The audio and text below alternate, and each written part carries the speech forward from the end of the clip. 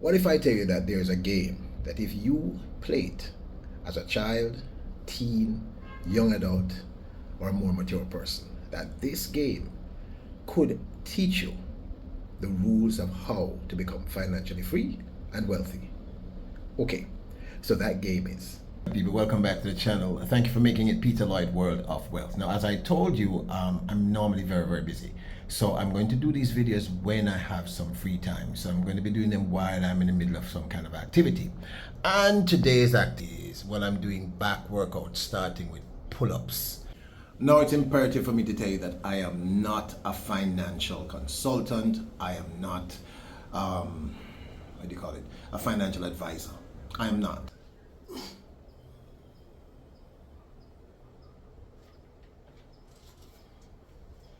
Now, growing up in Jamaica, I loved to play.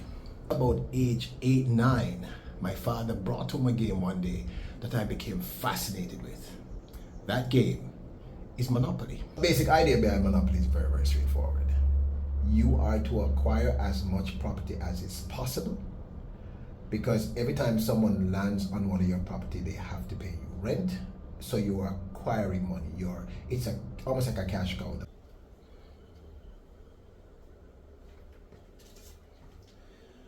So I need to understand.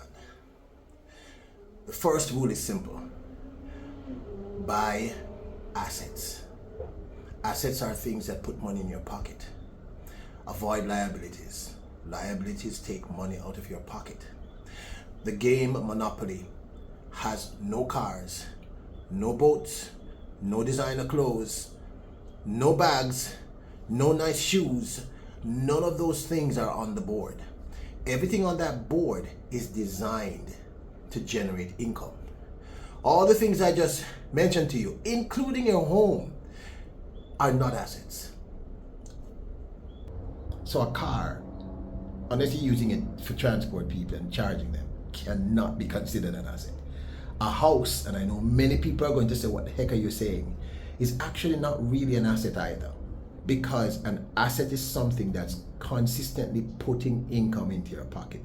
And unless you're renting a property, it's not doing that. In fact, it's a liability. Your clothing, although you need it, the super expensive bags and stuff like that, they are definitely not assets. They're liabilities. The second thing that the game Monopoly teaches you that can assist you in achieving financial freedom is very straightforward.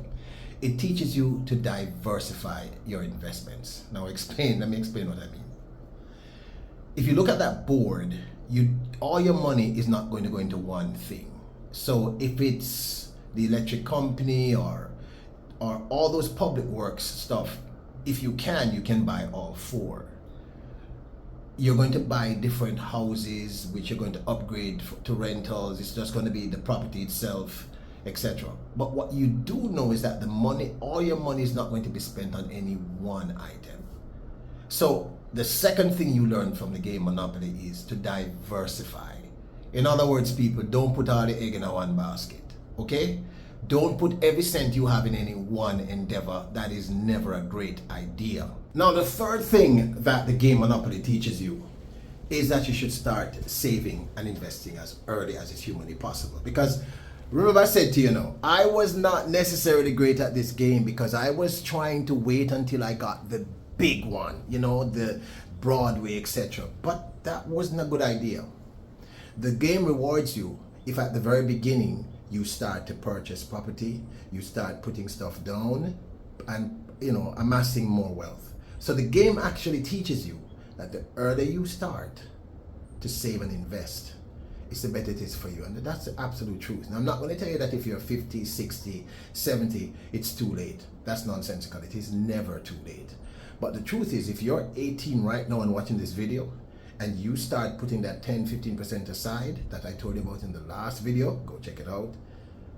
And then once you get to that financial moat, that emergency fund, which is about 3 months of your living expenses, then whatever comes in after that, you start to invest consistently, you'll be shocked.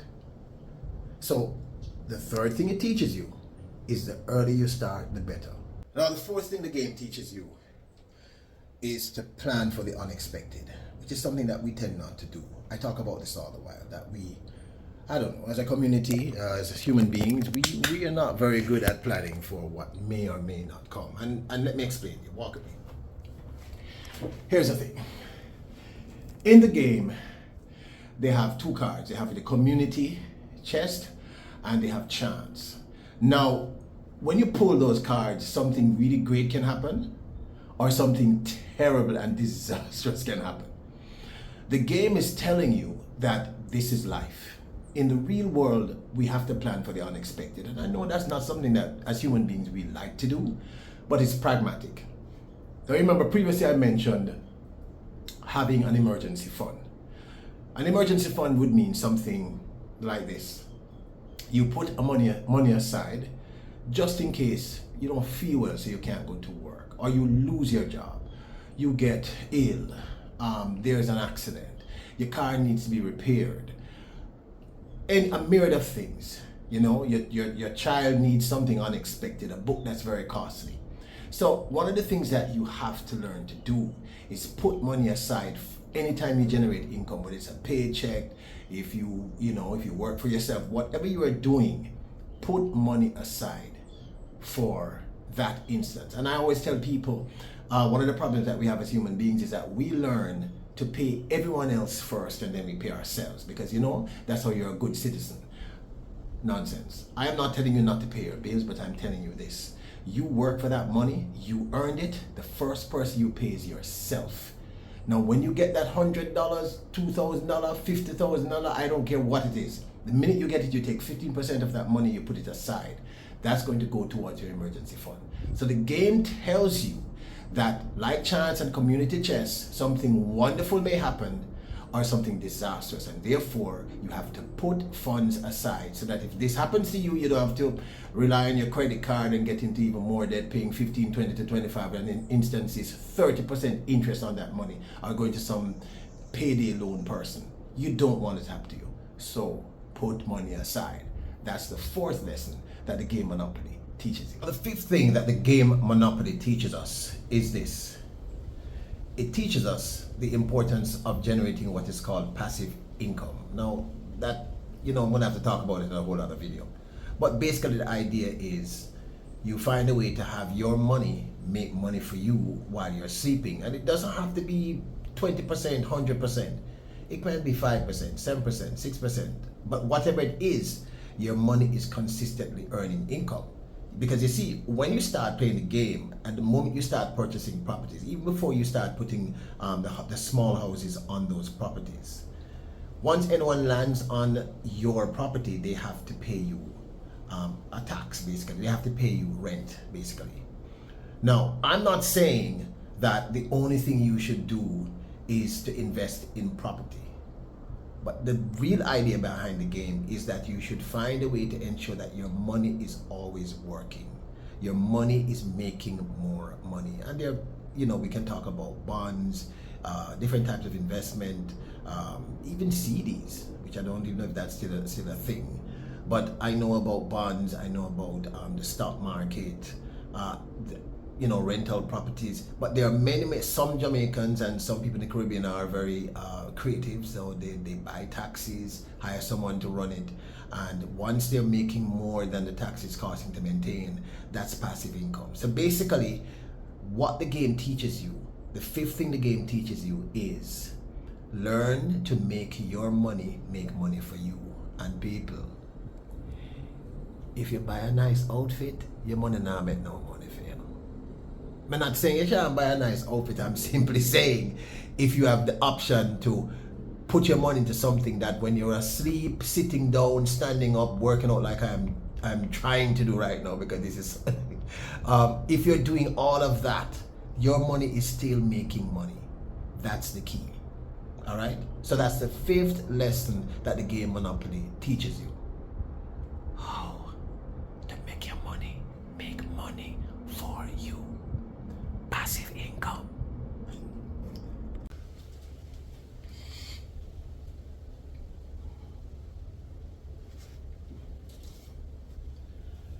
Okay, so now the sixth thing that the game teaches us It teaches you to have self-discipline.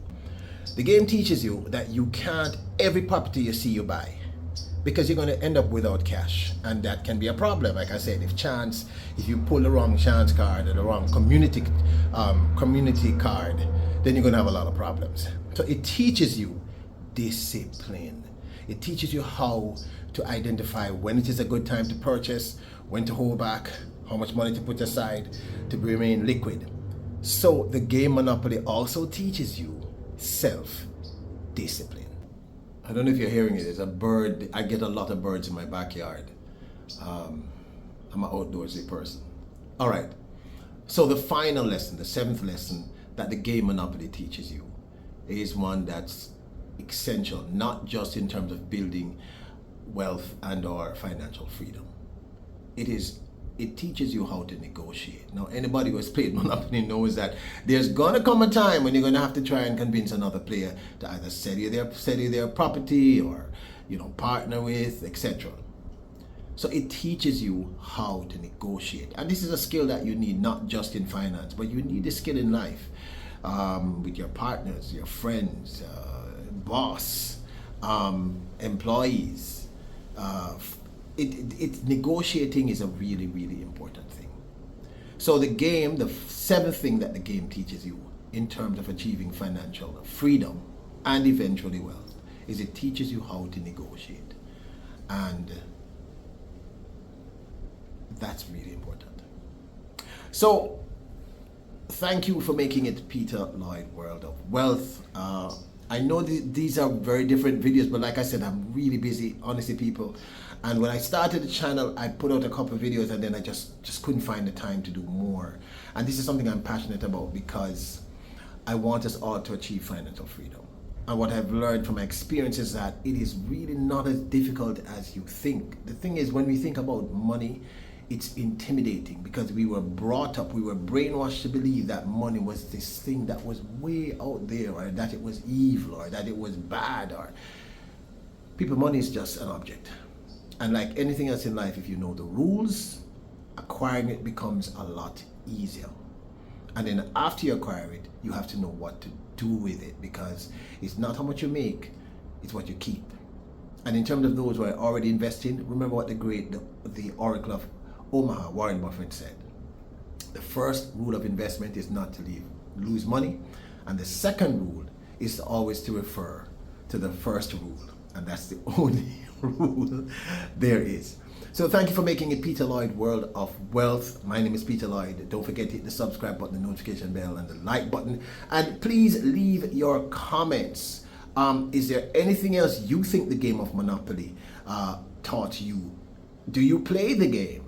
Do you think it's worth it? Would you, having watched this video, share the game with your children? I used to love playing this with my family.